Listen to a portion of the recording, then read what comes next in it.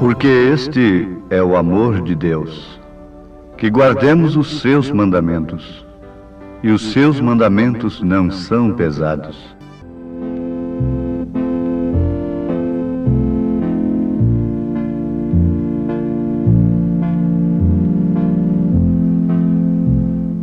Porque este é o amor de Deus, a caridade de Deus, que guardemos os seus mandamentos, e os seus mandamentos não são pesados. 1 João capítulo 5, versículo 3. Jesus disse: Tomai sobre vós o meu jugo e aprendei de mim, que sou manso e humilde de coração, e encontrareis descanso para as vossas almas. Porque o meu jugo é suave e o meu fardo é leve. Amados ouvintes, quando o homem, a mulher, é genuinamente salvo, isto é manifestado através da sua gratidão a Deus, porque a quem mais é perdoado, mais é agradecido. A obediência do cristão verdadeiro não é simplesmente por causa de uma exigência de Deus, não é por medo de Deus, mas sim por gratidão, por amor, porque aquilo se torna próprio da pessoa. Obedecer a palavra, pautar a sua vida pela palavra de Deus.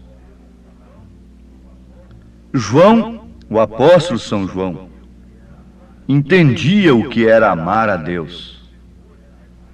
Por isso ele pôde recomendar o amor. Ele foi aquele grande apóstolo do amor,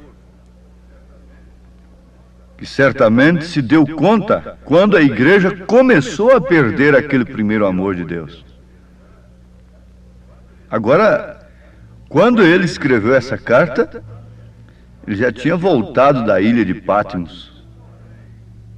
E ele não veio subindo em plataformas, atraindo multidões para si, para contar o que viu na ilha de Patmos como se fosse um herói, um salvador, porque esteve preso e foi solto. E não morreu na ilha, não morreu dentro de um tacho de azeite, esteve ali dentro com azeite fervendo por 24 horas. Já pensou se um pregador deste de hoje fosse lançado num tacho de azeite fervendo e durante 24 horas não morresse? O que se tornaria esse homem para o público, hein? Especialmente se ele não pregasse contra o pecado, se ele não mandasse obedecer a palavra, se tornaria um ídolo verdadeiro. E as multidões acompanhavam-no. Dando-lhe bastante dinheiro, ele faria muitas construções e muitas grandes obras para Deus, não é? Sempre para Deus. Mas aqui está, amados. João conhecia, entendia o que era amar a Deus e provou com sua vida o que era amar a Deus sobre todas as coisas. E ele, como sabia o que era amar a Deus, se deu conta. É lamentável. Naturalmente, ele lamentou muito isto, porque ele havia chorado lá na ilha de Patmos quando ele viu o livro selado, e que ninguém podia nem sequer olhar para o livro. Mas logo foi consolado pelo ancião, lhe dizendo: não chore, João, porque o leão da tribo de Judá venceu para abrir o livro. E quando ele olhou, ele viu um cordeiro com 7 pontas, um cordeiro sangrento. Então ele conhecia todo aquele sacrifício. Ele havia recostado no seio de Jesus, mas havia também visto lá na cruz aquilo que ele viu no Apocalipse. Ouviu no Apocalipse aquilo que ele viu na cruz. Uma revelação do Calvário, do Cordeiro sangrento. Prestemos atenção. Ele deu conta de que a igreja estava começando a perder aquele primeiro amor. E por isto, ele recomendou, porque este é o amor de Deus, que guardemos seus mandamentos, isto é, sua palavra. Recordar a obra de Deus no Espírito, quando homens e mulheres se vestiam como cristãos, assistiam à igreja porque amavam o Senhor, não simplesmente por um ritualismo religioso, não simplesmente por uma tradição. Recordar uma igreja que orava toda noite, que pregava nas ruas e não tinha vergonha das manifestações do Espírito.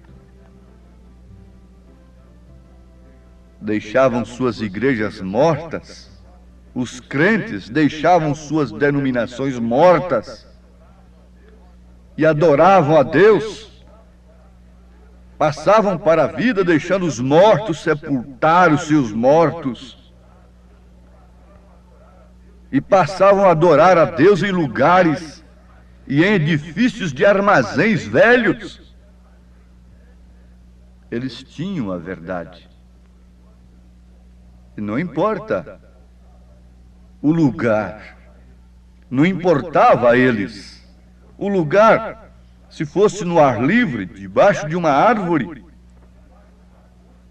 debaixo de uma ponte, nas catacumbas, não importa onde fosse. Eles amavam a Deus sobre todas as aparências humanas, sobre todos os bens materiais, porque antes eles já tinham sido espoliados, deserdados, confiscados seus bens. O amor de Deus era mostrado desta forma.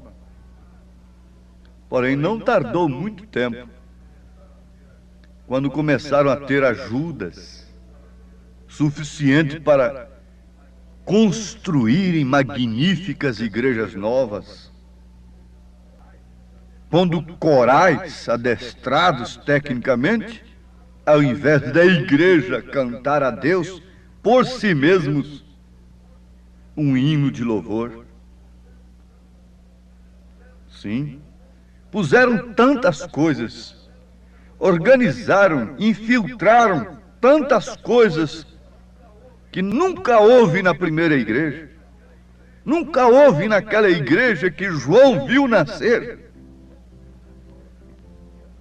Ora, João tinha razão de chorar, João tinha razão de lamentar, sendo ele o apóstolo do amor, e mais do que isso, representando a noiva de Cristo.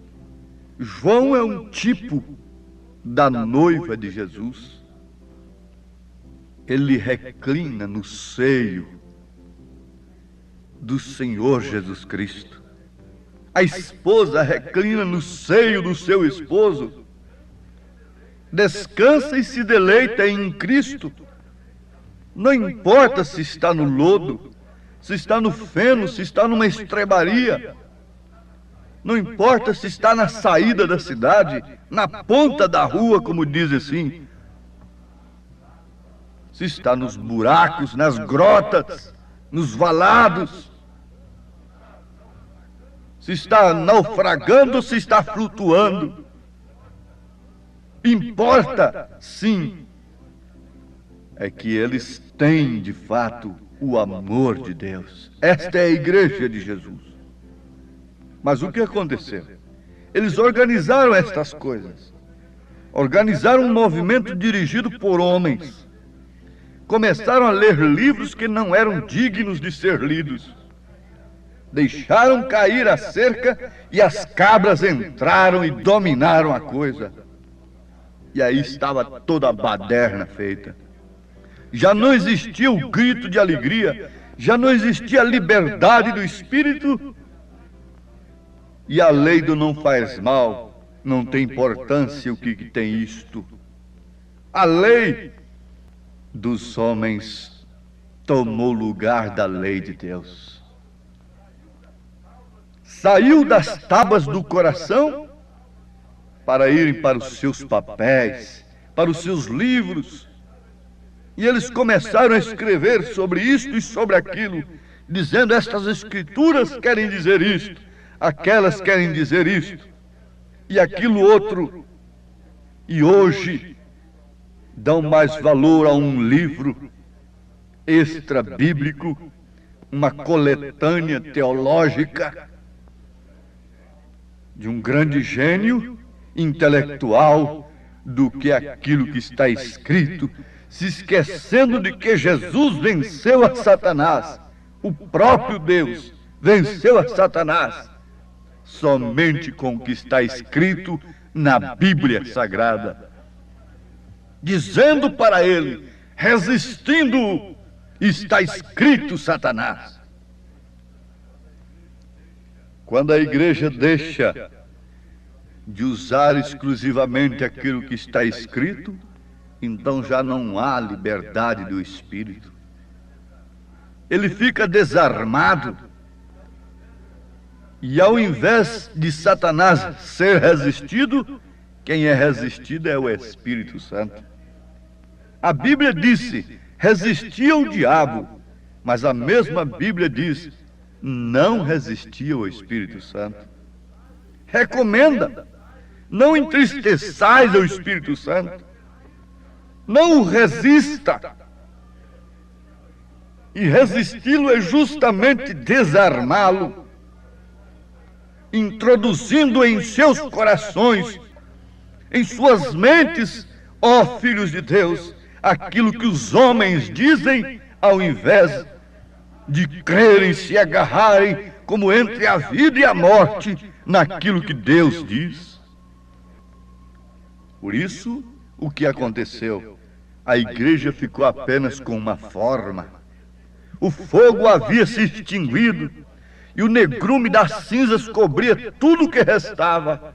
E com razão, João, que não havia perdido o senso do que é amor de Deus, o grande apóstolo do amor, deu conta de que isto estava acontecendo, e clamou, e escreveu, e alertou, e sofreu, e chorou amargamente.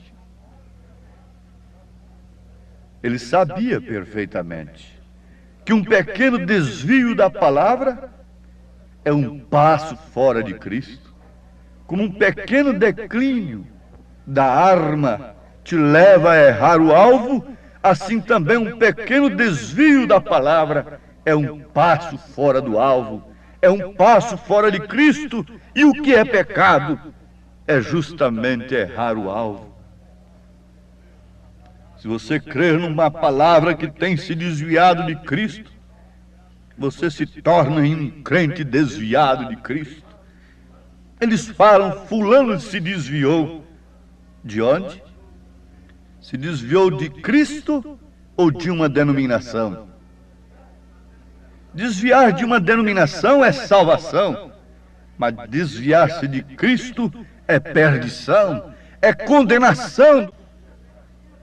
As pessoas dizem que amam a Deus, vão à igreja, às vezes gritam e se regozijam, cantam e têm um grande tempo emocional. Porém, quando tudo tem cessado, observe e veja se estão nessa palavra, caminhando nela, vivendo nela.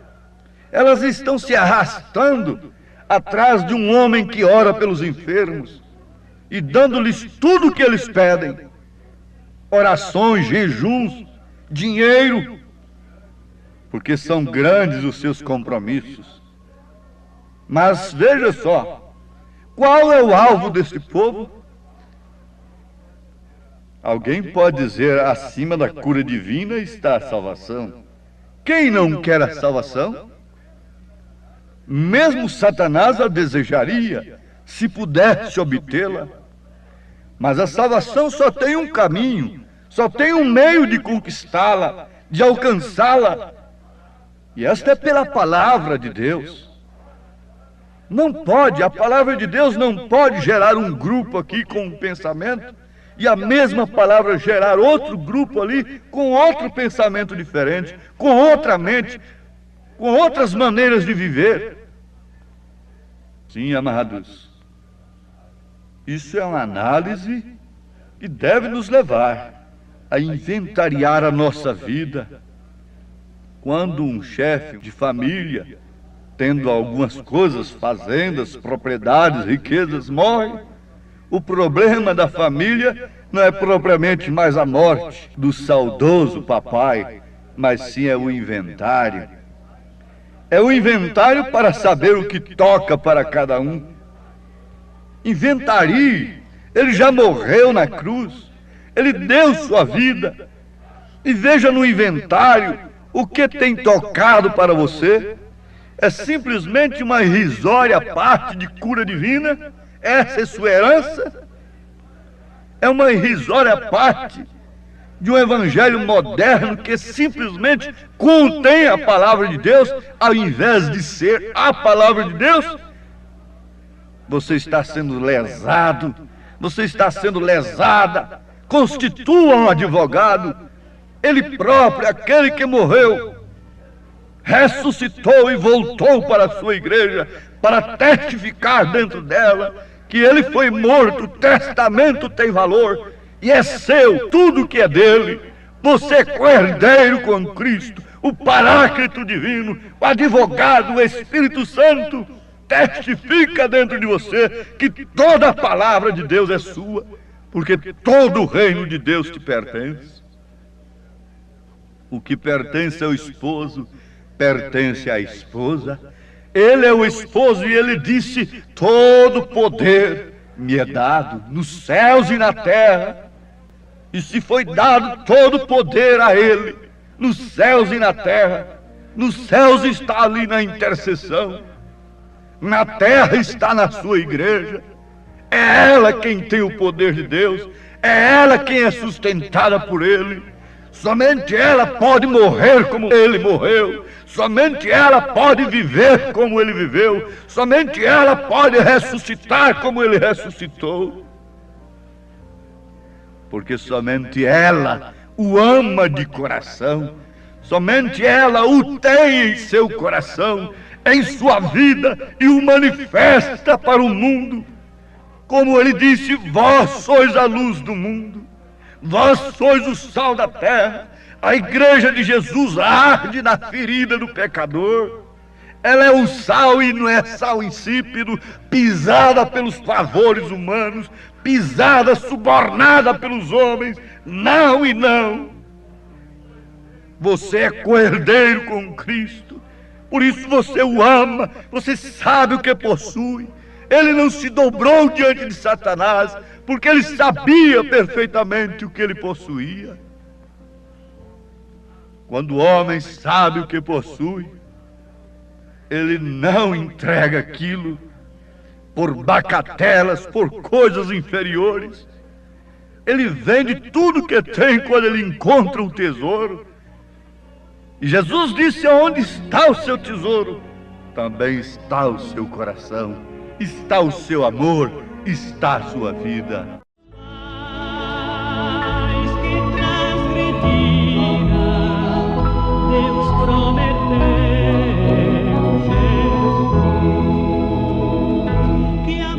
Que o Senhor da glória, o Rei eterno, possa pelo seu Espírito, pelo Espírito Santo da graça, autenticar esta palavra no seu coração e te lembrar que você não é pobre, você não é paupérrimo, você não é um miserável, mas você é um co-herdeiro com Cristo. Por isto o seu amor está em Cristo, a sua vida está em Jesus, no reino dos céus. Diga amém no seu coração. Você é uma filha de Deus, um filho de Deus, que ama o seu Pai com manifestação de sua vida. Amém.